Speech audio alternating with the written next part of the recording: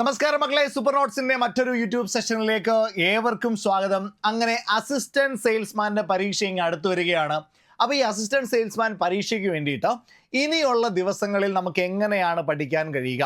വളരെ പ്രധാനപ്പെട്ട ഒരു എക്സാമാണ്. നമുക്കറിയാം ഇനിയിപ്പോൾ അടുത്ത് ഒരു 248ഓളം വേക്കൻസികൾ റിപ്പോർട്ട് ചെയ്യാൻ പോവുകയാണ് എന്നൊക്കെയുള്ള ഒരു വാർത്ത വന്നിട്ടുണ്ടായിരുന്നു. അപ്പോൾ അത് എത്രയും വേഗം തന്നെ റിപ്പോർട്ട് ചെയ്യട്ടെ. അപ്പം വേക്കൻസികൾ വരാനായിട്ടുണ്ട്. അപ്പോൾ വേക്കൻസികൾ ഇല്ല എന്നുള്ള നിലയിൽ നിങ്ങൾ പഠിക്കാതിരിക്കേണ്ട. നമുക്കറിയാം കഴിഞ്ഞ ലിസ്റ്റിലുള്ള ചില പ്രശ്നങ്ങളൊക്കെ നമ്മൾ കണ്ടതാണ്. പക്ഷേ അതൊക്കെ മാറാനുള്ള സാധ്യതകൾ നമ്മുടെ മുൻപിലുണ്ട്. ഒരു പരീക്ഷ വരുമ്പോൾ ആ പരീക്ഷയ്ക്ക് വേണ്ടിയിട്ട് പഠിക്കുക. നമ്മുടെ ലക്കായിട്ട് മറ്റെന്തെങ്കിലുമുള്ള ഫാക്ടറുകളൊക്കെ വന്ന് നമുക്ക് കിട്ടാനുള്ളത് നമുക്ക് കിട്ടുമെന്നുള്ള പ്രതീക്ഷയിൽ നമ്മൾ പഠിക്കുക തന്നെ ചെയ്യുക. അപ്പം അതിന് വേണ്ടിയിട്ടുള്ളൊരു ശ്രമം നിങ്ങളുടെ ഭാഗത്തു നിന്ന് ഉണ്ടാവട്ടെ. അപ്പോൾ ആരെങ്കിലും മടിച്ചിരിപ്പുണ്ട് എങ്കിൽ നിങ്ങളെ ഈ വീഡിയോ അതിനെ സഹായിക്കട്ടെ. അസിസ്റ്റന്റ് സെയിൽസ്മാൻ ഇനിയുള്ള ദിവസങ്ങളിൽ എങ്ങനെയാണ് നിങ്ങൾക്ക് തയ്യാറെടുക്കാനായിട്ട് കഴിയുക, പ്രധാനപ്പെട്ട സിലബസിലെ ടോപ്പിക്കുകൾ ഏതൊക്കെയാണ്, അത് വളരെ ഡീറ്റെയിൽഡ് ആയിട്ട് നമുക്ക് ഇന്നത്തെ ഈ ഒരു സെഷനിൽ ഒന്ന് അനലൈസ് ചെയ്യാം. എല്ലാവർക്കും ഒരിക്കൽ കൂടെ ഈ ഒരു സെഷനിലേക്ക് സ്വാഗതം. അസിസ്റ്റന്റ് സെയിൽസ്മാൻ്റെ പരീക്ഷയുടെ സിലബസ് ഒന്ന് പരിശോധിക്കുമ്പോൾ 527 ബാർ 2024 കാറ്റഗറിയിലുള്ള assistant salesman in Kerala state civil supplies corporation limited അതിൻ്റെ സിലബസിൽ കഴിഞ്ഞ തവണ സ്പെഷ്യൽ ടോപ്പിക് ഉണ്ടായിരുന്നു. എന്നാൽ ഇത്തവണ എന്തില്ല, സ്പെഷ്യൽ ടോപ്പിക് ഇല്ല. LDCയുടെ സിലബസ് തന്നെയാണ് എന്തിലുള്ളത്, ഈ ഒരു അസിസ്റ്റന്റ് സെയിൽസ്മാൻ പരീക്ഷയ്ക്കുള്ളത്. അപ്പോൾ കഴിഞ്ഞ LDC ഒക്കെ പഠിച്ച കുട്ടികളാണെങ്കിൽ നിങ്ങൾക്ക് മെസ്സേജ് ഒന്നും വന്നില്ല, അല്ലെങ്കിൽ നിങ്ങൾക്ക് ഷോർട്ട് ലിസ്റ്റിലൊന്നും ഉൾപ്പെട്ടിട്ടില്ല, അങ്ങനെയുള്ളൊരു സങ്കടമൊക്കെ വന്നിരിക്കുന്ന കുട്ടികളാണെങ്കിൽ നിങ്ങൾക്ക് എന്ത് ചെയ്യാനായിട്ട് കഴിയും, അസിസ്റ്റന്റ് സെയിൽസ്മാന് വേണ്ടിയിട്ട് പ്രിപ്പയർ ചെയ്യാൻ കഴിയും. സ്പെഷ്യൽ ടോപ്പിക് ഒന്നും പഠിക്കേണ്ട, നിങ്ങൾ പഠിച്ചത് തന്നെ എന്ത് ചെയ്താൽ മതി, റീബൂസ്റ്റ് ചെയ്ത് എടുത്താൽ മതി. നോക്കി ഇതിൻ്റെ സിലബസ് ഒന്ന് പരിശോധിച്ചാൽ നമുക്ക് മനസ്സിലാകുന്നത് ചരിത്രത്തിന് 5 മാർക്കാണുള്ളത്. ചരിത്രത്തിൽ നിന്ന് 5 മാർക്കുണ്ട്, ഭൂമിശാസ്ത്രത്തിൽ നിന്ന് 5 മാർക്കുണ്ട്, ധനതത്വശാസ്ത്രത്തിൽ നിന്ന് 5 മാർക്കുണ്ട്, ഭരണഘടന 5 മാർക്കാണ്, കേരളം ഭരണവും ഭരണ സംവിധാനവും 5 മാർക്ക്. ഇത്രയും, അതായത് ജനറൽ GK ഭാഗത്ത് നിന്ന് എത്ര മാർക്കുണ്ട്, 25 മാർക്കിൻ്റെ ചോദ്യങ്ങൾ വരും. ഓക്കെ, ജനറൽ GK ഭാഗത്ത് നിന്ന് 25 മാർക്കാണ് ചോദിക്കുക. ഓക്കെ, 25 മാർക്ക് ജനറൽ GK ഭാഗത്ത് നിന്നാണ്. ക്ലിയർ ആണല്ലോ. ഇനി അതിനുശേഷം സയൻസ് വിഷയങ്ങളൊന്ന് പരിശോധിച്ചേ. 6, 3, 3 ബയോളജിയിൽ നിന്ന് 6 മാർക്ക്, ഫിസിക്സിൽ നിന്ന് 3 മാർക്ക്, രസതന്ത്രത്തിൽ നിന്ന് 3 മാർക്ക്. അവിടെ നിന്ന് നിങ്ങൾക്ക് എത്ര മാർക്ക് കിട്ടും, 12 മാർക്ക് കിട്ടും. ഓക്കെ, 12 മാർക്കാണ് ജനറൽ സയൻസിൽ നിന്ന് കിട്ടുക. ഇനി കലാ, കായികം, സാഹിത്യം പോലെയുള്ള കാര്യങ്ങൾ 5 മാർക്കുണ്ട്, കമ്പ്യൂട്ടർ അടിസ്ഥാന വിവരങ്ങൾ 3 മാർക്കുണ്ട്, സുപ്രധാന നിയമങ്ങൾ 5 മാർക്കുണ്ട്. ഓക്കെ അല്ലേ, അവിടെ നിന്നും ഒരു 13 മാർക്ക് വരുന്നുണ്ട്. ഓക്കെ, ഇനി ലാസ്റ്റിൽ 20 മാർക്ക് എവിടെ നിന്നാണ്, കറണ്ട് അഫെയറിൽ നിന്നാണ്. അപ്പോൾ കറണ്ട് അഫെയറിൽ നിന്ന് 20 മാർക്ക്. ഓക്കെ അല്ലേ, കറണ്ട് അഫെയറിൽ നിന്ന് 20 മാർക്ക് വരുന്നുണ്ട്. അപ്പോൾ ഒരു നല്ല പ്രധാനപ്പെട്ട ടോപ്പിക്കാണ് കറണ്ട് അഫെയർ. 20 മാർക്ക് കറണ്ട് അഫെയറാണ്. ഇനി മാത്സ് 10 മാർക്കുണ്ട്, ഇംഗ്ലീഷ് 10 മാർക്കുണ്ട്, മലയാളം 10 മാർക്കുണ്ട്. അങ്ങനെ അവിടെ എന്തൊരു 30 മാർക്ക്. അപ്പോൾ ഇതിനെ എങ്ങനെയാണ് നമുക്ക് സമീപിക്കാൻ കഴിയും, ഏതൊക്കെ ടോപ്പിക്കുകൾക്ക് ഇമ്പോർട്ടൻസ് കൊടുത്ത് പഠിച്ചാൽ നമുക്ക് നല്ലൊരു സ്കോറിലേക്ക് എത്താൻ കഴിയും? അപ്പോൾ ആദ്യം നമ്മൾ പഠിച്ചിരിക്കേണ്ട ഏറ്റവും ഇമ്പോർട്ടൻ്റ് ആയിട്ടുള്ള ടോപ്പിക്കുകൾ ഞാൻ നമ്മുടെ സിലബസിൽ തന്നെ അത് കൃത്യമായിട്ടൊന്ന് മാർക്ക് ചെയ്ത് കാണിക്കാം. അപ്പോൾ നിങ്ങൾക്കത് സൗകര്യമായിട്ട് മനസ്സിലാക്കാനായിട്ട് കഴിയും. നോക്കിയിടാം, അതിൽ ഏറ്റവും പ്രധാനപ്പെട്ട ടോപ്പിക്കുകൾ ഞാൻ പറയുകയാണേ. ഓക്കെ, ചരിത്രമാണെങ്കിൽ, അതായത് ചരിത്രത്തിൽ നിന്ന് നോക്കുമ്പോൾ ഏറ്റവും പ്രധാനമായിട്ട് നമ്മൾ അറിഞ്ഞിരിക്കേണ്ടുന്ന ടോപ്പിക്കുകളാണ്. അതിൽ കേരളം എടുത്താൽ, കേരളമാണ് എടുക്കുന്നതെങ്കിൽ, ഒന്ന് യൂറോപ്യന്മാരുടെ വരവ്, അല്ലേ, യൂറോപ്യന്മാരുടെ വരവ് അത് വളരെ പ്രധാനപ്പെട്ട ഒരു ടോപ്പിക്കാണ്. യൂറോപ്യന്മാരുടെ വരവിൽ നിന്ന് ചോദിക്കാറുണ്ട്. അപ്പോൾ യൂറോപ്യന്മാരുടെ വരവ് ഒരു ഇമ്പോർട്ടൻറ്റ് ടോപ്പിക്കായിട്ട് നമുക്ക് കണക്കാക്കാം. അതിൽ നിന്ന് ചോദ്യങ്ങൾ വരാറുണ്ട്. അതേപോലെ തന്നെ യൂറോപ്യന്മാരുടെ സംഭാവന, യൂറോപ്യന്മാരുടെ വരവ്, യൂറോപ്യന്മാരുടെ സംഭാവന, അതിൽ നിന്ന് ചോദ്യങ്ങൾ വരാറുണ്ട്. മറ്റൊരു ഏറ്റവും ഇമ്പോർട്ടൻ്റ് ആയിട്ടുള്ള ടോപ്പിക്കാണ് മാർത്താണ്ഡവർമ്മ മുതൽ ശ്രീചിത്ര തിരുനാൾ വരെ തിരുവിതാംകൂറിൻ്റെ ചരിത്രം. ഇഷ്ടം പോലെ റിപ്പീറ്റ് ചെയ്യുന്ന ഒരു ഭാഗമാണ്. അപ്പോൾ ഈ ഒരു മഞ്ഞ കളറിൽ രേഖപ്പെടുത്തിയിരിക്കുന്ന മാർത്താണ്ഡവർമ്മ മുതൽ ശ്രീചിത്ര തിരുനാൾ വരെ ആ ഒരു ഭാഗത്തിന് കൂടുതൽ പ്രയോറിറ്റി കൊടുത്ത് നിങ്ങൾ പഠിക്കണം. കാരണം അവിടെ നിന്ന് നല്ലൊരു മാർക്കിൻ്റെ പ്രപ്പോർഷൻ ചോദിക്കാൻ സാധ്യതയുണ്ട്. ഇനിയും അതേപോലെ തന്നെ സാമൂഹിക മത നവോത്ഥാന പ്രസ്ഥാനങ്ങൾ ചോദിച്ചിട്ടുണ്ട്. അപ്പോൾ അവിടെ നിന്ന് നിങ്ങൾ ശ്രദ്ധിക്കുക, അതിൽ കേരളത്തിലെ ദേശീയ പ്രസ്ഥാനങ്ങൾ എന്ന് പറയുന്ന ഈ ഒരു ടോപ്പിക്കിന് കൂടുതൽ പ്രാധാന്യം കൊടുത്തിട്ട് അതെല്ലാം കഴിഞ്ഞതിന് ശേഷം നിങ്ങൾക്ക് ഇവിടെ പഠിക്കാം. ഇതും ഇമ്പോർട്ടൻ്റ് തന്നെയാണ്. ഇമ്പോർട്ടൻ്റ് അല്ലെന്നല്ല പറയുന്നത്. സാമൂഹിക മത നവോത്ഥാന പ്രസ്ഥാനങ്ങൾക്കകത്തിലാണ് നമ്മുടെ SNDP പോലെയുള്ള NSS പോലെയുള്ള കാര്യങ്ങളൊക്കെ അവിടെ വരുന്നുണ്ട്. അപ്പോൾ അവിടെ നിന്ന് നിങ്ങൾ പഠിക്കണം, തീർച്ചയായിട്ടും പഠിക്കണം. പക്ഷേ കേരളത്തിലെ ദേശീയ പ്രസ്ഥാനത്തിന് കൂടുതൽ ഇമ്പോർട്ടൻസ് കൊടുക്കണം. അവിടെ നിന്ന് കൂടുതൽ മാർക്ക് എന്ത് ചെയ്യുന്നുണ്ട്, ചോദ്യങ്ങളായിട്ട് വരുന്നുണ്ട്. കേരള ചരിത്രത്തിൻ്റെ സാഹിത്യ സ്രോതസ്സുകൾ അങ്ങനെ അങ്ങ് ചോദിച്ച് കണ്ടിട്ടില്ല. നിങ്ങൾക്ക് പഠിക്കുമ്പോൾ മറ്റുള്ളതിനൊക്കെ പ്രയോറിറ്റി കൊടുത്ത് പഠിച്ചതിന് ശേഷം എന്ത് ചെയ്യാൻ കഴിയും, അത് പഠിക്കാൻ കഴിയും. പക്ഷേ ഈ ഒരു ടോപ്പിക്ക് കണ്ടോ, നമ്മുടെ ഐക്യ കേരള പ്രസ്ഥാനം 1951 ശേഷമുള്ള കേരള ചരിത്രം. ഈ ഒരു ഭാഗത്തിന് ഇമ്പോർട്ടൻസ് നിങ്ങൾ നന്നായിട്ട് തന്നെ കൊടുക്കണം. ഓക്കെ, അപ്പോൾ ഇതാണ് കേരള ചരിത്രത്തിൽ നിന്ന് ഏറ്റവും പ്രധാനം. മാർത്താണ്ഡവർമ്മ മുതലുള്ള തിരുവിതാംകൂർ ചരിത്രം നിങ്ങൾ നന്നായി പഠിക്കണം. ദേശീയ പ്രസ്ഥാനങ്ങളെ പറ്റി നന്നായി പഠിക്കണം. ഐക്യ കേരള പ്രസ്ഥാനവുമായി ബന്ധപ്പെട്ട കാര്യങ്ങൾ നന്നായി പഠിക്കണം. റിപ്പീറ്റഡ് ആയിട്ട് ഏറ്റവും കൂടുതൽ തവണ ചോദ്യങ്ങളായിട്ട് വന്നിട്ടുള്ള ഭാഗങ്ങളാണിത്. ഇനിയും നിങ്ങൾ ഇന്ത്യൻ ചരിത്രത്തിലേക്ക് വന്നാലോ? ഇന്ത്യൻ ചരിത്രത്തിലേക്ക് വന്നാൽ ആദ്യം കിടക്കുന്ന രാഷ്ട്രീയ ചരിത്രം എന്ന് പറയുന്ന ഭാഗം അത് കുറച്ച് വാസ്റ്റാണ്. അത്ര കണ്ട് ചോദ്യങ്ങൾ വരാറില്ല. അവിടെ നിങ്ങൾ സെലക്റ്റഡ് ആയിട്ട് പഠിക്കുന്നതാണ് കൂടുതൽ പ്രയോജനം ചെയ്യുന്നത്. സെലക്റ്റഡ് ആയിട്ട് ഈ രാഷ്ട്രീയ ചരിത്രം എന്ന് പറയുന്നത് സെലക്റ്റഡ് ആയിട്ട് പഠിക്കുക. അതിൽ റിപ്പീറ്റഡ് ആയിട്ട് വരാൻ സാധ്യതയുള്ള, ഇമ്പോർട്ടൻ്റ് ആയിട്ട് വരാൻ സാധ്യതയുള്ള ഭാഗങ്ങൾക്ക് മാത്രം പ്രയോറിറ്റി കൊടുക്കുക. ബ്രിട്ടീഷ് ആധിപത്യം നിങ്ങൾക്ക് നന്നായിട്ട് പഠിക്കാവുന്ന ഒരു ടോപ്പിക്കാണ് ബ്രിട്ടീഷ് ആധിപത്യം. പക്ഷേ അതിലും ഇമ്പോർട്ടൻ്റ് ആണ് മക്കളെ ഏത്? ഒന്നാം സ്വാതന്ത്ര്യ സമരം, 1857 ഒന്നാം സ്വാതന്ത്ര്യ സമരം. അവിടെ നിന്ന് റിപ്പീറ്റഡ് ആയിട്ട് ചോദ്യങ്ങൾ വരാറുണ്ട്. അപ്പോൾ അതുകൊണ്ട് ആ ഒരു ഭാഗത്തിന് ഇമ്പോർട്ടൻസ് കൊടുക്കുക. അപ്പം ഇവിടെ രാഷ്ട്രീയ ചരിത്രം നിങ്ങൾ പഠിക്കുക. രാഷ്ട്രീയ ചരിത്രം പഠിക്കേണ്ടത് തന്നെയാണ്. എന്നാൽ അതിന് ഫസ്റ്റ് പ്രയോറിറ്റി കൊടുക്കേണ്ട. ബ്രിട്ടീഷ് ആധിപത്യം നന്നായിട്ട് പഠിക്കാം, ഒന്നാം സ്വാതന്ത്ര്യ സമരം നന്നായിട്ട് പഠിക്കാം. മറ്റൊരു പ്രധാനപ്പെട്ട ടോപ്പിക്കാണ് ഇന്ത്യൻ നാഷണൽ കോൺഗ്രസ്. റിപ്പീറ്റഡ് ആയിട്ട് ക്വസ്റ്റ്യൻ വരാറുള്ള ഭാഗമാണ്. സ്വദേശി പ്രസ്ഥാനം പ്രധാനപ്പെട്ടതാണ്. സാമൂഹിക പരിഷ്കരണ പ്രസ്ഥാനങ്ങൾ നമുക്കറിയാം. ബ്രഹ്മസമാജം പോലെയുള്ള കുറേ പ്രസ്ഥാനങ്ങളെ പറ്റി നമുക്ക് പഠിക്കാനുണ്ട്. അത് വളരെ പ്രധാനപ്പെട്ടതാണ്. ഇവിടെ വർത്തമാന പത്രങ്ങൾ നിങ്ങൾ ഒന്ന് ലാസ്റ്റ് ടോപ്പിക്കായിട്ട് പഠിക്കുന്നതാണ് നല്ലതായിട്ട് വരിക. ഇവിടെ സ്വാതന്ത്ര്യ സമരവുമായി ബന്ധപ്പെട്ട സാഹിത്യവും കലയും അത് നിങ്ങൾക്ക് സെക്കൻഡ് പ്രയോറിറ്റി കൊടുത്താൽ മതി. പക്ഷേ ഇവിടെ കിടക്കുന്നത് കണ്ടോ, സ്വതന്ത്ര സമരവും മഹാത്മാഗാന്ധിയും, ഇന്ത്യയുടെ സ്വാതന്ത്ര്യ അനന്തര കാലഘട്ടം, സംസ്ഥാനങ്ങളുടെ പുനഃസംഘടന, ഈ ടോപ്പിക്കുകൾക്ക് ഭയങ്കരമായുള്ള ഇമ്പോർട്ടൻസ് കൊടുക്കണം. അതിനുശേഷം വിദേശ നയത്തിന് നല്ല ഇമ്പോർട്ടൻസ് തന്നെ കൊടുക്കണം. അപ്പോൾ ഇത്രയും ടോപ്പിക്കുകൾ ഇന്ത്യൻ ഹിസ്റ്ററിയിൽ നിന്ന് വളരെ ഇമ്പോർട്ടൻ്റ് ആയിട്ട്, അതായത് ഞാൻ ഈ പറയുന്നത് ബാക്കി പഠിക്കേണ്ടെന്നല്ല, നിങ്ങൾ ഫസ്റ്റ് പ്രയോറിറ്റിയിൽ ഈ ഭാഗങ്ങൾ ക്ലിയർ ചെയ്തതിന് ശേഷം സെക്കൻഡ് പ്രയോറിറ്റിയിൽ ബാക്കിയുള്ള കാര്യങ്ങൾ ക്ലിയർ ചെയ്താൽ നിങ്ങൾക്ക് എക്സാമിന് നല്ലൊരു അഡ്വാൻറ്റേജ് കിട്ടും. നിങ്ങൾക്ക് മോക്ക് ടെസ്റ്റുകളൊക്കെ ചെയ്യുമ്പോൾ നല്ലൊരു അഡ്വാൻറ്റേജ് നിങ്ങൾക്ക് ഈ ഒരു മേഖലകളിൽ നിന്ന് നേടിയെടുക്കാനായിട്ട് കഴിയും. ഓക്കെ ആണല്ലോ. ഇനി ലോക ചരിത്രത്തിലേക്ക് വന്നാൽ നിങ്ങൾ തീർച്ചയായിട്ടും ഇംഗ്ലണ്ടിലെ മഹത്തായ വിപ്ലവം നോക്കണം, അമേരിക്കൻ നോക്കണം, ഫ്രഞ്ച് റവല്യൂഷൻ നോക്കണം, റഷ്യൻ റവല്യൂഷൻ നോക്കണം, ചൈനീസ് റവല്യൂഷൻ നോക്കണം. ഇത്രയും നിങ്ങൾ നിർബന്ധമായിട്ട് നോക്കണം. പിന്നെ നിങ്ങൾ സെക്കൻഡ് വേൾഡ് വാർ ഒന്ന് മനസ്സിലാക്കി അതിനകത്ത് ഇമ്പോർട്ടൻറ്റ് സാധനങ്ങൾ നോക്കി വെക്കുക.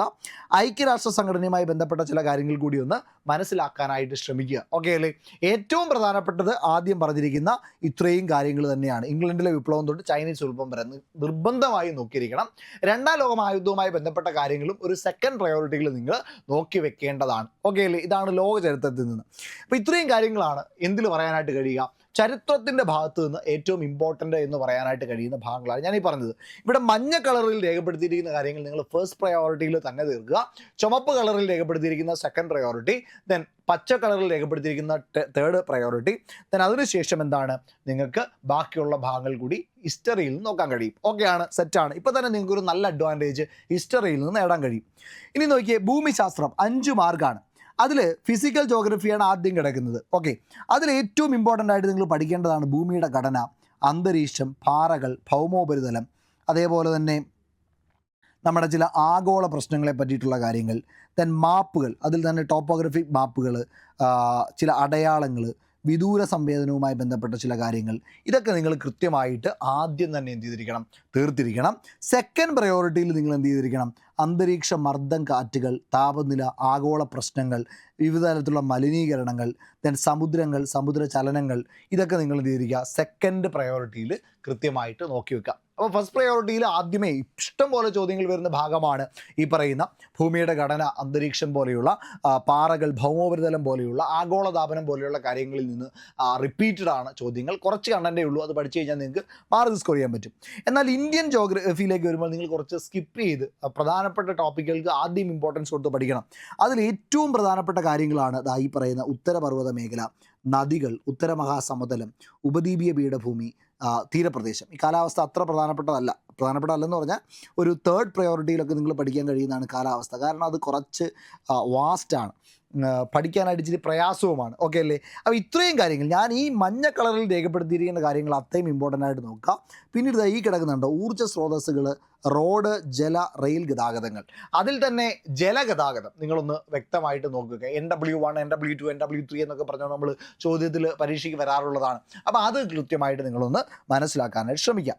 ഇനിയും കേരള ജോഗ്രഫിയിലേക്ക് വരുമ്പോഴും ഇതേപോലെ തന്നെ ഭൂപ്രകൃതി നിങ്ങൾ നന്നായിട്ട് നോക്കുക, നദികൾ നന്നായിട്ട് നോക്കുക, ഇവിടുത്തെ കാലാവസ്ഥയുമായി ബന്ധപ്പെട്ട കാര്യങ്ങൾ കുറച്ച് നോക്കുക, പിന്നെ ഇവിടുത്തെ റോഡ്, ജല, വ്യോമ ഗതാഗതങ്ങൾ, ഊർജ്ജ സ്രോതസ്സുകൾ, ഇത്രയും കാര്യങ്ങളെ പറ്റി ഇമ്പോർട്ടൻ്റ് ആയിട്ട് നോക്കുക. ബാക്കിയുള്ള കാര്യങ്ങൾ പഠിക്കരുതെന്നല്ല, ഈ വന്യജീവി സങ്കേതങ്ങളൊക്കെ നിങ്ങൾക്ക് ഒരു സെക്കൻഡ് പ്രയോറിറ്റിയിൽ പഠിച്ചു വെക്കാവുന്ന കാര്യങ്ങളാണ്. ഓക്കെ അല്ലേ? അപ്പോൾ അങ്ങനെ നിങ്ങൾക്ക് ജോഗ്രഫിയെയും പഠിക്കാനായിട്ട് കഴിയും. ജോഗ്രഫിയിൽ ഒരു എഡ്ജ് നിങ്ങൾക്ക് ഈ ടോപ്പിക്കുകൾ ആദ്യം പഠിക്കുന്നതിലൂടെ നോക്കാൻ കഴിയും. കാരണം ഏത് പരീക്ഷ പേപ്പർ എടുത്താലും ഈ ഭാഗങ്ങളിൽ നിന്നുള്ള ചോദ്യങ്ങൾ നിങ്ങൾക്ക് കാണാനായിട്ട് കഴിയും. ക്ലിയർ ആണല്ലോ? സെറ്റാണ്. അപ്പോൾ ഇന്ത്യ ഹിസ്റ്ററിയും കഴിഞ്ഞു, ജോഗ്രഫിയും കഴിഞ്ഞു.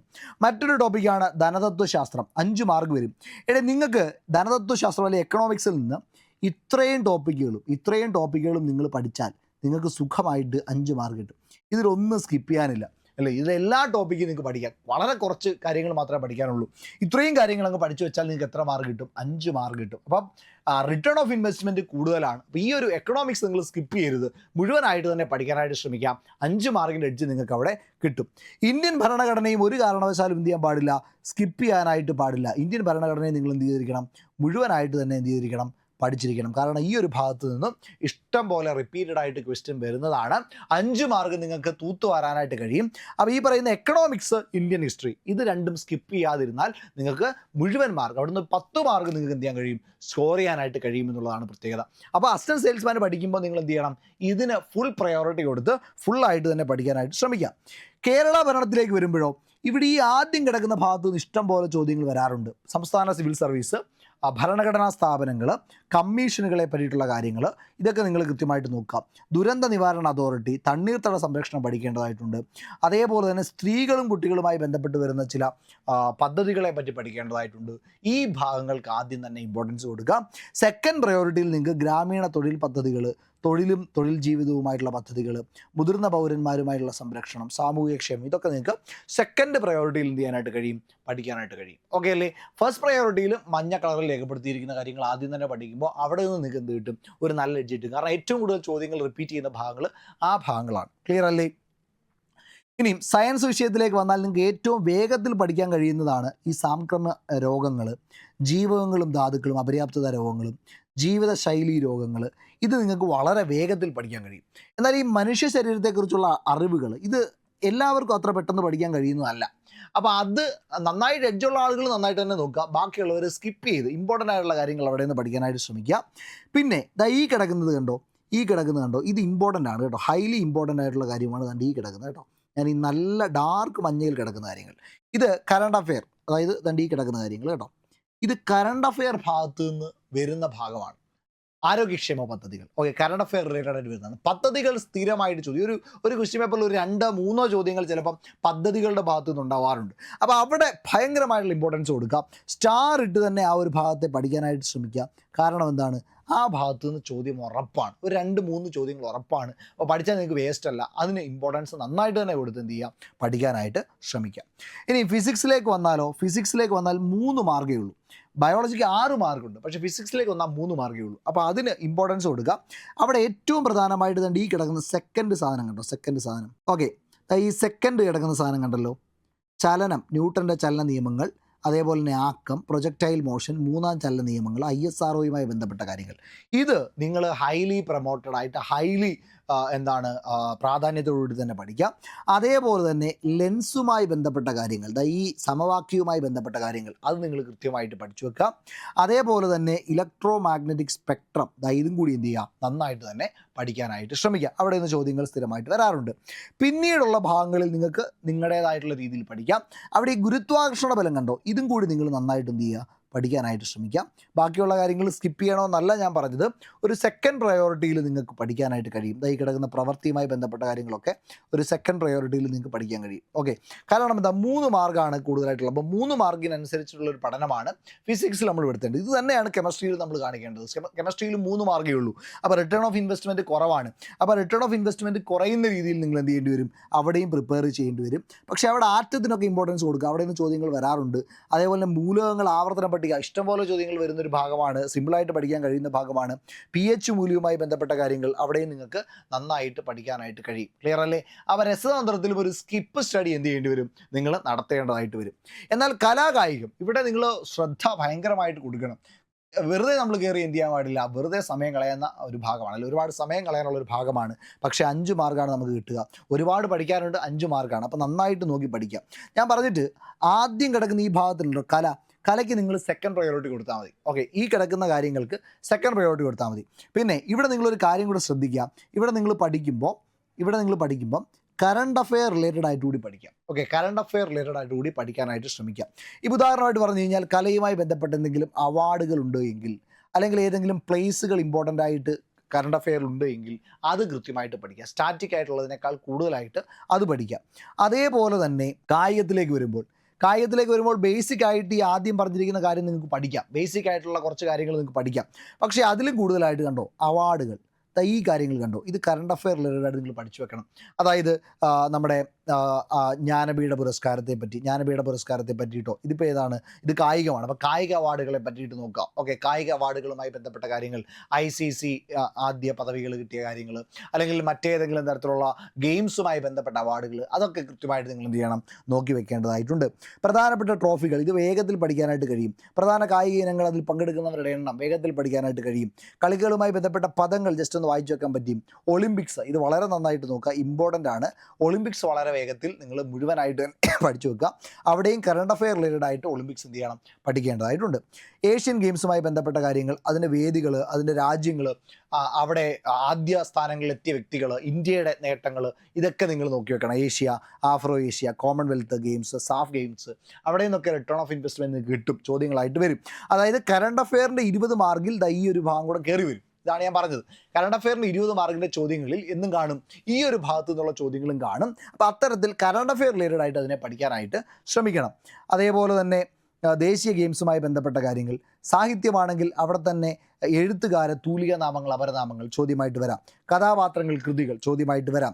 പ്രശസ്ത വരികൾ ഇപ്പോൾ ചോദ്യങ്ങളായിട്ട് വരുന്നുണ്ട്. മലയാള പത്രപ്രവർത്തനം നിങ്ങൾ സെക്കൻഡ് പ്രയോറിറ്റിയിൽ നോക്കിയാൽ മതി, കുഴപ്പമില്ല. പ്രധാനപ്പെട്ട അവാർഡുകൾ കറണ്ട് അഫെയർ റിലേറ്റഡ് ആയിട്ട് പഠിക്കണം. ജ്ഞാനപീഠം കൃത്യമായിട്ട് പഠിച്ചു വെക്കണം, ചോദ്യം വരും. മലയാള സിനിമ, അവിടെയും കറണ്ട് അഫെയർ റിലേറ്റഡ് ആയിട്ട് പഠിച്ചു വെക്കണം. അവാർഡുകളെ പറ്റി പഠിക്കണം. ദേശീയ പുരസ്കാരം, സംസ്ഥാന പുരസ്കാരം, ഇതെല്ലാം നിങ്ങൾ നോക്കി വെക്കണം. അവിടെ നിന്നൊക്കെ എന്ത് ചെയ്യാറുണ്ട്, ചോദ്യങ്ങളായിട്ട് വരാറുണ്ട്. ഇനി നോക്കിയേ, സാംസ്കാരികം വരികയാണെങ്കിൽ ഇവിടെ നിങ്ങൾ ഉറപ്പായിട്ടും ഒരു കാരണവശാലും സ്കിപ്പ് ചെയ്യാൻ പാടില്ലാത്ത, നിർബന്ധമായും പഠിച്ചു വെക്കേണ്ട ഒരു ഭാഗമാണ് സാംസ്കാരിക നായകന്മാർ. അതായത് ശ്രീനാരായണ ഗുരു, ചട്ടമ്പി സ്വാമികൾ, അയ്യങ്കാളി, വാഗ്ബടാനന്ദൻ, ഇങ്ങനെയുള്ള സാംസ്കാരിക നായകന്മാർ, ഇവരെ പറ്റി നിർബന്ധമായും പഠിച്ചു വെക്കണം. ഉറപ്പായിട്ടും ചോദ്യം വരും. 2 or 3 ചോദ്യങ്ങൾ ഈ ഒരു ഭാഗത്തു നിന്ന് ചോദിച്ചാൽ അത്ഭുതപ്പെടാനില്ല. കാരണം എന്താണ്, അത്രയും ഇമ്പോർട്ടൻ്റ് ആയിട്ടുള്ളൊരു ഭാഗമാണ്. അപ്പോൾ അത് കൃത്യമായിട്ട് നിങ്ങൾ എന്ത് ചെയ്യണം, സാംസ്കാരികത്തിൽ നിന്ന് പഠിച്ചു വെച്ചിരിക്കണം. അവരുടെ സംഭാവനകളും നിങ്ങൾ കൃത്യമായിട്ട് പഠിച്ചു വെച്ചിരിക്കണം. ക്ലിയർ ആണല്ലോ? ഇനിയും IT, ഇവിടെ നിന്ന് നിങ്ങൾ സ്കിപ്പ് ചെയ്യരുത്. കാരണം എന്താ, 3 മാർക്കേ ഉള്ളൂ. കാര്യം ശരിയാണ്. പക്ഷേ എന്താണ്, ഈ 3 മാർക്കിൽ നമുക്ക് പഠിക്കാനുള്ള കണ്ടൻറ്റും കുറവാണ്, അല്ലേ? 3 മാർക്കേ ഉള്ളെങ്കിലും കണ്ടൻറ്റും കുറവാണ്. ഇത്രയും നിങ്ങൾ പഠിച്ചു വെച്ചാൽ നിങ്ങൾക്ക് 3 മാർക്ക് കിട്ടും, അല്ലെ? കണ്ടൻറ്റ് കുറവാണ്. അപ്പോൾ റിട്ടേൺ ഓഫ് ഇൻവെസ്റ്റ്മെൻറ്റ് ഉണ്ട്. 3 മാർക്കേ ഉള്ളെങ്കിലും റിട്ടേൺ ഓഫ് ഇൻവെസ്റ്റ്മെൻറ്റ് ഉണ്ട്, കണ്ടൻറ്റ് കുറവാണ്. ഈ ഓരോ ഭാഗത്തു നിന്നും, ഇപ്പോൾ ഹാർഡ്വെയർ, അല്ലേ, അതിൽ നിന്ന് കുറച്ച് കാര്യങ്ങൾ പഠിച്ചാൽ മതി. സോഫ്റ്റ്വെയർ കുറച്ച് പഠിച്ചാൽ മതി. കമ്പ്യൂട്ടർ നെറ്റ്വർക്ക്, ഇത്രയും കാര്യത്തെക്കുറിച്ച് പഠിച്ചു കഴിഞ്ഞാൽ സംഭവം തീർന്നു.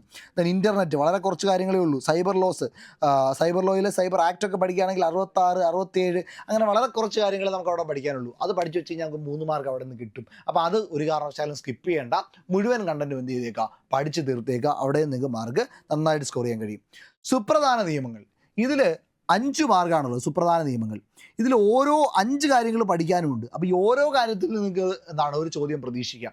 അപ്പോൾ ഈ 5 കാര്യങ്ങൾ നിങ്ങൾ ഉറപ്പായിട്ട് നോക്കുക. ഇതിൽ തന്നെ റൈറ്റ് ടു ഇൻഫർമേഷൻ ആക്ട്, ഈ 2005 റൈറ്റ് ടു ഇൻഫർമേഷൻ ആക്ടിനെ പറ്റി നിങ്ങൾ സ്ഥിരമായിട്ട് പഠിക്കുന്ന അല്ലേ? അപ്പോൾ അവിടെ നിന്ന് നിങ്ങൾക്ക് ഇനി ഒരു മാർക്ക് നേടാനായിട്ട് വലിയ പ്രയാസമില്ല, ഒന്ന് പൊടിതട്ടി എടുത്താൽ മതി. അതേപോലെ തന്നെ കൺസ്യൂമർ പ്രൊട്ടക്ഷൻ ആക്ട് നിങ്ങൾ പഠിക്കുന്നതല്ലേ, സ്ഥിരമായിട്ട് നിങ്ങൾ പഠിച്ചു പോകുന്ന, അപ്പോൾ അവിടെ നിങ്ങൾക്ക് മാർക്ക് സ്കോർ ചെയ്യാനായിട്ട് പ്രയാസം വരില്ല. പിന്നെ ഏറ്റവും കൂടുതൽ പ്രയാസം വരാൻ സാധ്യതയുള്ളത് ഈ ഒരു മൂന്നാമത്തെ ഒരു ഭാഗമാണ്, അല്ലേ? അതായത് വൾണറബിൾ സെക്ഷൻസുമായി ബന്ധപ്പെട്ട കാര്യങ്ങൾ, SC/ST പോലെയുള്ള, മൈനോറിറ്റി പോലെയുള്ള, ഹ്യൂമൻ റൈറ്റ്സ് കമ്മീഷൻ ഇവിടെ കിടക്കുന്നുണ്ട്, ഹ്യൂമൻ റൈറ്റ് കമ്മീഷൻ, അതേപോലെ സീനിയർ സിറ്റിസൻ്റെ പ്രൊട്ടക്ഷൻ. ഇവിടെ നിന്ന് നിങ്ങൾക്ക് ഇച്ചിരി ടഫായിരിക്കും കാര്യങ്ങൾ. അപ്പോൾ അത് നിങ്ങളൊന്ന് നന്നായിട്ട് മനസ്സിലാക്കാനായിട്ട് ശ്രമിക്കുക. ദെൻ ഈ കിടക്കുന്ന കാര്യങ്ങൾ, ഇതും പുതിയ കാര്യങ്ങളാണ്, പഠിക്കണം. ഇത് നിങ്ങൾക്കറിയാം, ഓൾറെഡി പോക്സോ നിങ്ങൾ പഠിച്ചിട്ടുള്ളതാണ്. അപ്പോൾ ഇവിടെ നിന്ന് നിങ്ങൾക്ക് മാർക്ക് സ്കോർ ചെയ്യാൻ പറ്റും. ബാക്കിയുള്ള 3ഉം 4ഉം സെക്ഷൻസ് അവിടെ നിന്നാണ് നിങ്ങൾ കൂടുതൽ ഇമ്പോർട്ടൻസ് കൊടുക്കേണ്ടത്. ബാക്കിയുള്ള കാര്യങ്ങൾ നിങ്ങൾക്ക് പൊടി തട്ടി എടുത്താൽ മതി. പക്ഷേ 3ഉം 4ഉം കാര്യങ്ങൾ നിങ്ങൾ ഒന്നുകൂടി എന്ത് ചെയ്യേണ്ടി വരും, പഠിക്കേണ്ടി വരും. LDCക്ക് നിങ്ങൾ പഠിച്ചിട്ടുണ്ടെങ്കിൽ നിങ്ങൾക്ക് ഇത് അഡ്വാൻറ്റേജ് ആണ്. നിങ്ങൾക്ക് ഇവിടെ എന്ത് ചെയ്താൽ മതി, ഒന്ന് പൊടി തട്ടി എടുത്താൽ മതിയാവും. പിന്നീട് ഈ കിടക്കുന്ന ആനുകാലികം 20 മാർക്ക്. ഈ 20 മാർക്കിന് എന്തുണ്ട്, കുതിരപ്പവൻ്റെ പ്രാധാന്യമുള്ളതാണ് ആ 20 മാർക്ക്. കാരണം ഞാൻ പറഞ്ഞു, കലാ സാഹിത്യ സാംസ്കാരികം അവിടെ ഒന്ന് കയറ്റി പിടിച്ചാൽ നിങ്ങൾക്ക് 20 മാർക്കും സ്കോർ ചെയ്യാൻ പറ്റും. അതേപോലെ തന്നെ നമ്മൾ ബയോളജിയിൽ പഠിച്ചു സാമൂഹ്യക്ഷേമ പദ്ധതികൾ, അവിടെ കൂടി നിങ്ങളൊന്ന് കയറി പിടിച്ചു കഴിഞ്ഞാൽ നിങ്ങൾക്ക് എന്ത് ചെയ്യാൻ കഴിയും, 20 മാർക്ക് നിങ്ങൾക്ക് സ്കോർ ചെയ്യാൻ കഴിയും. അതേപോലെ തന്നെ കറണ്ട് അഫെയർ പഠിക്കുമ്പോൾ ഓർക്കുക, 2024 പ്രധാനപ്പെട്ട ഇവൻറ്റുകളെല്ലാം നിങ്ങൾ നോക്കണം. 2025 എക്സാമിന് ഒരു 2 മാസം മുമ്പെങ്കിലും ഉള്ള കറണ്ട് അഫെയർസ് നിങ്ങൾ നോക്കിയിരിക്കണം. 2024 മുഴുവൻ നോക്കിയിരിക്കണം. 2025 2 മാസം, എക്സാമിന് 2 മാസം മുമ്പ് വരെയുള്ള കറണ്ട് അഫെയർ, 1 മാസം മുമ്പ് വരെ ഉള്ളതെങ്കിലും നിങ്ങൾ കൃത്യമായിട്ട് നോക്കിയിരിക്കുക കേട്ടോ. 1 മാസം മുമ്പ് വരെ ഉള്ളതെങ്കിലും കൃത്യമായിട്ട് നോക്കിയിരിക്കുക. അപ്പോൾ അവിടെ നിന്ന് കറണ്ട് അഫെയർ നിങ്ങൾക്ക് എഡ്ജ് കിട്ടും. പിന്നെ ഒരു കാര്യം ശ്രദ്ധിക്കുക, വേദികൾ അല്ലെങ്കിൽ ഏതെങ്കിലും മത്സരങ്ങൾ അതുമായി ബന്ധപ്പെട്ടതാണെങ്കിൽ 2022 തൊട്ട് 2026 അതിന് ശേഷത്തെ വേദി പ്രഖ്യാപിച്ചിട്ടുണ്ടെങ്കിൽ അതുവരെയുള്ളതോ നിങ്ങൾ എന്ത് ചെയ്തിരിക്കണം, നോക്കിയിരിക്കണം. ഒളിമ്പിക്സ് ആണെങ്കിൽ 2032 വരെയൊക്കെ എന്തുണ്ട് പ്രഖ്യാപിച്ചിട്ടുണ്ട്, 32 വരെയൊക്കെ. അപ്പം അതുവരെയുള്ളത് നിങ്ങൾ എന്ത് ചെയ്തിരിക്കുക, നോക്കി വെച്ചിരിക്കുക. കാരണം ചോദ്യമായിട്ട് വന്നിട്ടുണ്ട്, ചോദ്യമായിട്ട് വരാൻ സാധ്യതയുള്ളതുമാണ്. അത്തരത്തിൽ കറണ്ട് അഫെയർ ഓരോ ദിവസവും കറണ്ട് അഫെയറിലെ കുറേ ആയിട്ട് പഠിച്ചങ്ങ് മാറ്റി വെച്ച് കഴിഞ്ഞാൽ കറണ്ട് അഫെയർ അവസാനം ആകുമ്പോഴത്തേക്ക് സെറ്റാവും. അല്ലാതെ കറണ്ട് അഫെയർ എല്ലാം കൂടി ലാസ്റ്റ് നോക്കാമെന്ന് വിചാരിച്ച് കഴിഞ്ഞാൽ ഒരു മല പോലെ കിടക്കും. ഓരോ ദിവസം കുറേശ്ശെ അങ്ങ് പഠിച്ചു പോയി കഴിഞ്ഞാൽ കറണ്ട് അഫെയർ നിങ്ങൾക്ക് സെറ്റാകും, സംശയം വേണ്ട. ഓക്കെ ആണല്ലോ. ദെൻ കണക്കിലേക്ക് വന്നാൽ എന്താണ്, മാത്സ് മുഴുവനായിട്ട് തന്നെ പഠിക്കണം. 5 മാർക്കുണ്ട്. മാത്സിലെ സ്ട്രാറ്റജി എന്താണെന്ന് ചോദിച്ചു കഴിഞ്ഞാൽ, നിങ്ങൾ ആദ്യം ക്ലാസ്സുകൾ കാണുക. പക്ഷേ ക്ലാസ്സുകൾ കാണാൻ വേണ്ടിയിട്ട് ഒരുപാട് സമയം കളയണ്ട. ഓക്കെ, ക്ലാസ്സുകൾ കാണാൻ വേണ്ടി ഒരുപാട് സമയം കളയണ്ട. അപ്പോൾ ക്ലാസ്സുകൾ ഒറ്റ തവണ കാണുക. ഓക്കെ, ഒരു തവണ നിങ്ങൾ ക്ലാസ് കാണുക. എല്ലാ ടോപ്പിക്കിൻ്റെയും ക്ലാസ് ഒരു തവണ കാണുക. പിന്നീട് എന്ത് ചെയ്യുക, പ്രാക്ടീസ് ചെയ്യുക. ഓക്കെ, ഒറ്റ തവണ ക്ലാസ് കാണുക. അല്ലെങ്കിൽ ഒരു ക്ലാസ് തന്നെ 3 തവണ കാണാനുള്ള സമയമൊന്നും നമ്മുടെ മുൻപിലില്ല. ഒരു തവണ ക്ലാസ് കാണുക, അതിനുള്ള സമയമുണ്ട്. ആ ക്ലാസ് കണ്ടതിന് ശേഷം പ്രാക്ടീസ് ചെയ്തുകൊണ്ടേയിരിക്കുക. പ്രാക്ടീസ് മേക്സ് മാൻ പെർഫെക്റ്റ് എന്നാണ്. മാത്സിൽ നമുക്ക് അത് മാത്രമേ ചെയ്യാനുള്ളൂ. മാത്സിൽ ഇങ്ങനെ പെർഫെക്റ്റ് ആക്കിക്കൊണ്ടേയിരിക്കുക.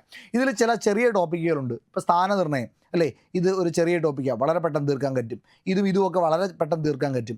ദെൻ ഒറ്റയാനെ കണ്ടുപിടിക്കുക, സമാന ബന്ധങ്ങൾ, കോഡിങ് ഡീകോഡിങ്, ഇതൊക്കെ നമുക്ക് കുടുംബ ബന്ധങ്ങൾ, ദിശാബോധം അല്ലേ, ക്ലോക്ക് കുറച്ച് കാര്യങ്ങളുണ്ട്, കലണ്ടർ കുറച്ച് കാര്യങ്ങളുണ്ട്, ക്ലറിക്കൽ ശേഷി, അങ്ങനെ മാനസിക ക്ഷേമത്തിൽ വളരെ പെട്ടെന്ന് തീർക്കാൻ കഴിയുന്ന ടോപ്പിക്കുണ്ട്. അപ്പോൾ അതൊരു 2-3 ദിവസം കൊണ്ട് അങ്ങ് തീർക്കാം. അപ്പോൾ അത്രയും ബർഡൻ എന്ത് ചെയ്യും, കുറഞ്ഞു കിട്ടും. ബാക്കിയുള്ള ടോപ്പിക്കുകൾക്ക് പിന്നീട് എന്ത് ചെയ്യുക, ഇമ്പോർട്ടൻസ് കൊടുത്തങ്ങ് പഠിക്കുക. ഓക്കെ അല്ലേ? അപ്പോൾ ക്ലാസ് ഒരു വട്ടം കാണുക, ബാക്കി പ്രാക്ടീസ് ചെയ്യുക. എല്ലാ ദിവസവും പ്രാക്ടീസ് ചെയ്ത് കഴിഞ്ഞാൽ മാത്സ് നിങ്ങൾക്ക് സെറ്റാവും. ഇംഗ്ലീഷിലേക്ക് വന്നാൽ എന്താണ്, ജനറൽ ഇംഗ്ലീഷ് അല്ലെ, ഇംഗ്ലീഷിലേക്ക് വന്നാൽ ഇംഗ്ലീഷ് ഗ്രാമറുമുണ്ട്, അതേപോലെ തന്നെ വൊക്കാബുലറിയുമുണ്ട്. വൊക്കാബുലറി ഡെയിലി നിങ്ങൾ എന്ത് ചെയ്യണം, പഠിച്ചു പോകണം അല്ലേ. ഒരു സിനോണിം, ഒരു 10 സിനോണിം വെച്ചിട്ട്, ഒരു 10 ആൻറ്റോണിം വെച്ചിട്ട്, അതേപോലെ തന്നെ കോമ്പൗണ്ട് വേർഡ്സ്, ഇതൊക്കെ ഓരോ ദിവസവും നിങ്ങൾ എന്ത് ചെയ്യുക, പഠിച്ചു പോവുക. എങ്കിൽ മാത്രമേ തീരുള്ളൂ. ദെൻ ജനറൽ ഗ്രാമർ ആണെങ്കിൽ ക്ലാസ് കണ്ട് തന്നെ പഠിക്കുക കേട്ടോ. ക്ലാസ് കണ്ട് തന്നെ ജനറൽ ഗ്രാമർ പഠിക്കുക. കോൺസെപ്റ്റുകൾ മനസ്സിലാക്കുക, ക്വസ്റ്റ്യൻസ് പ്രാക്ടീസ് ചെയ്യുക. കോൺസെപ്റ്റുകൾ മനസ്സിലാക്കുക, ക്വസ്റ്റ്യൻസ് പ്രാക്ടീസ് ചെയ്യുക. മലയാളത്തിൽ കൂടുതൽ വൊക്കാബുലറിയാണ്, ഗ്രാമർ കുറവാണ്. പക്ഷേ ഗ്രാമർ കൂടി നിങ്ങൾ അറിഞ്ഞിരിക്കണം. നമ്മുടെ ക്ലാസ്സുകളിലൊക്കെ ബാച്ചുകളിലൊക്കെ നമ്മൾ ഗ്രാമർ കൂടി ഉൾപ്പെടുത്തിയിട്ടുണ്ട്. കാരണം ഗ്രാമർ കൂടി പഠിച്ചു പോയെങ്കിൽ മാത്രമേ ബാക്കിയുള്ള ഭാഗങ്ങളിൽ ചിലപ്പോൾ നമുക്ക് ഉത്തരവെടുക്കാനായിട്ട് കഴിയുള്ളൂ. സമാസവും സന്ധിയും ഒക്കെ മനസ്സിലാക്കിയാലേ ചില മേഖലകൾ, ഘടകപദം മനസ്സിലാക്കണമെങ്കിൽ നമുക്ക് ഗ്രാമർ അറിഞ്ഞിരിക്കണം. അതേപോലെ ചേർത്തെഴുതൽ, പിരിച്ചെഴുതൽ, ഇത് നിങ്ങൾ കൃത്യമായിട്ട് ചെയ്യണമെങ്കിൽ സന്ധി എന്താണെന്ന് നിങ്ങൾ അറിഞ്ഞിരിക്കണം. അപ്പോൾ ഗ്രാമർ കൂടി നിങ്ങൾ മനസ്സിലാക്കി പോയെങ്കിൽ മാത്രമേ ഈ ഭാഗത്തു നിന്ന് ഒരു എഡ്ജ് നിങ്ങൾക്ക് കിട്ടുള്ളൂ. ഓക്കെ അല്ലേ? അപ്പോൾ മലയാളത്തെ സമീപിക്കേണ്ടത് അങ്ങനെയാണ്. അപ്പോൾ ഇങ്ങനെ വേണം ഓരോ സബ്ജക്റ്റിനെ സമീപിക്കാൻ, ഓരോ പ്രയോറിറ്റി അനുസരിച്ച് പഠിച്ചു പോവുക. അപ്പോഴാണ് നമുക്ക് നല്ല രീതിയിൽ മാർക്ക് സ്കോർ ചെയ്യാനായിട്ട് കഴിയുന്നത്. ഓക്കെ ആണല്ലോ, സെറ്റ് ആണല്ലോ. അപ്പോൾ ഇത് ഡീറ്റെയിൽഡ് ആയിട്ടുള്ള അനാലിസിസ് ആയിരുന്നു. സിലബസ് മുഴുവൻ ഇമ്പോർട്ടൻ്റ് ആയിട്ടുള്ള ടോപ്പിക്കുകൾ ഉൾപ്പെടെ നമ്മൾ എന്ത് ചെയ്തിട്ടുണ്ട്, ചർച്ച ചെയ്തിട്ടുണ്ട്. ഇനി നമുക്ക് ഒരു ബാച്ച് അവൈലബിൾ ആണ്, അക്ഷയം ബാച്ച് എന്നാണ് ബാച്ചിൻ്റെ പേര്. ഈ ഒരു അക്ഷയം ബാച്ചിൽ കൃത്യമായിട്ട് നമ്മുടെ ഈ സിലബസുകൾ കവർ ചെയ്യുന്ന രീതിയിൽ എക്സാം ആകുമ്പോഴത്തേക്ക് നിങ്ങളെ നല്ല സെറ്റാക്കി കൊണ്ടുവരാൻ കഴിയുന്ന രീതിയിലുള്ള ഒരു അടിപൊളി ബാച്ചാണ് അസിസ്റ്റൻറ്റ് സെയിൽസ്മാന് വേണ്ടിയിട്ടുള്ള അക്ഷയം ബാച്ച്. അപ്പോൾ ഈ ഒരു ബാച്ചിലേക്ക് നിങ്ങൾക്കിപ്പോൾ ജോയിൻ ചെയ്യാനായിട്ട് കഴിയും. കേരളത്തിലെ ഏറ്റവും മികച്ച PSC അധ്യാപകരുടെ നേതൃത്വത്തിലുള്ള ബാച്ചാണ്. ഇവിടെ കൃത്യമായിട്ട് കാണാൻ പറ്റും, അമൽ സാറിൻ്റെ നേതൃത്വത്തിലാണ് ബാച്ച്. അമൽ സാറാണ് ജോഗ്രഫി കൈകാര്യം ചെയ്യുന്നത്. അതേപോലെ തന്നെ മാത്സ് കൈകാര്യം ചെയ്യാൻ വേണ്ടിയിട്ട് നമ്മുടെ ശരവൺ സാറുണ്ട്, അടിപൊളിയായിട്ട് നിങ്ങളെ പഠിപ്പിച്ചു തരും. അതേപോലെ അരൂപ് സാറുണ്ട്, 2 മാത്സിൻ്റെ അധ്യാപകർ നിങ്ങൾക്ക് കൃത്യമായിട്ട് മാത്സിലെ കണ്ടന്റുകൾ തീർത്തു തരും. അതേപോലെ തന്നെ ഇംഗ്ലീഷ് പ്രജീഷ് സാറാണ്, മലയാളം ഷിബിന മിസ്സാണ്, ഹിസ്റ്ററി ആണെങ്കിൽ നമ്മുടെ ടോബി സാറുണ്ട്. ദെൻ അതേപോലെ തന്നെ ഇവിടെ നമുക്ക് നമ്മുടെ കറണ്ട് അഫെയറും കാര്യങ്ങളൊക്കെ ഡീൽ ചെയ്യുന്ന ബൈജു സാറുണ്ട്. അതേപോലെ തന്നെ ബയോളജി ഷവീഖ് സാറുണ്ട്. ദെൻ സിവിക്സ് റീജിയൻസ് ഒക്കെ കൈകാര്യം ചെയ്യുന്ന നമ്മുടെ വിഷ്ണു സാറുണ്ട്, വിഷ്ണു നാരായണൻ സാറുണ്ട്. അതേപോലെ തന്നെ ഞാൻ എടുക്കുന്നത് എക്കണോമിക്സ് ആണ്. അങ്ങനെ എല്ലാമായിട്ട് ഫുൾ പാക്ഡ് ആയിട്ടുള്ള അടിപൊളി ബാച്ച് ആയിരിക്കും എന്ത്, ഈ പറയുന്ന അക്ഷയം ബാച്ച്. അപ്പോൾ ഇനിയും സ്വന്തം ജില്ലയിൽ നിങ്ങൾക്ക് ജോലി നേടാനായിട്ട് കഴിയും, വേക്കൻസി ഒക്കെ വരും. അപ്പോൾ അതുമായി ബന്ധപ്പെട്ട കാര്യങ്ങളൊക്കെ അവിടെ നിൽക്കട്ടെ, നിങ്ങൾ പഠിച്ചു തുടങ്ങുക. അപ്പോൾ അതിന് വേണ്ടിയിട്ടുള്ള എന്താണ് 250+ അവേഴ്സിൻ്റെ റെക്കോർഡഡ് സെഷനുകൾ കാണും, 50+ അവേഴ്സിൻ്റെ ലൈവ് സെഷനുകൾ കാണും, കൃത്യമായിട്ടുള്ള PSC ചോദ്യ പരിശീലനം കാണും. ഈ ലൈവ് സെഷനിൽ എങ്ങനെയാണ് ക്വസ്റ്റ്യൻസ് നിങ്ങൾ ചെയ്യേണ്ടതെന്നുള്ളതിൻ്റെ സെഷനുകൾ നിങ്ങൾക്ക് കിട്ടും. വീക്ക്ലി ടെസ്റ്റുകൾ, മന്ത്ലി ടെസ്റ്റുകൾ, അതേപോലെ തന്നെ ഓരോ ടോപ്പിക്ക് തിരിക്കുമ്പോൾ ടോപ്പിക് ടെസ്റ്റുകൾ, അങ്ങനെ കൃത്യമായിട്ടുള്ള മെൻറ്റർഷിപ്പുകൾ, അമൽ സാറിന് നേതൃത്വത്തിലുള്ള മോട്ടിവേഷണൽ സെഷനുകൾ, അങ്ങനെ എല്ലാമായിട്ടുള്ള അടിപൊളി ബാച്ചാണ് അസിസ്റ്റൻറ്റ് സെയിൽസ്മാൻ്റെ ബാച്ച്. അപ്പോൾ ഈ ഒരു ബാച്ചിലേക്ക് ജോയിൻ ചെയ്യാൻ ഈ താഴെ കാണുന്ന ഏതെങ്കിലും ഒരു നമ്പറിൽ ബന്ധപ്പെട്ടാൽ മതി. 8281223366 കേട്ടോ. എന്താണ് 8281223366. ഈ നമ്പറിൽ ബന്ധപ്പെട്ട് കഴിഞ്ഞാൽ നിങ്ങൾക്ക് ഈ ബാച്ചിലേക്ക് ജോയിൻ ചെയ്യാനായിട്ട് കഴിയും. എല്ലാ കാര്യങ്ങളും നിങ്ങൾക്ക് അവിടെ പറഞ്ഞു തരും. അപ്പം നമുക്ക് ബാച്ചിൽ കാണാം. നന്നായിട്ട് പഠിക്കുക, അടിപൊളിയായിട്ട് പഠിക്കുക. നല്ലൊരു വിജയം നിങ്ങൾക്ക് ഉണ്ടാവട്ടെ. Thank you.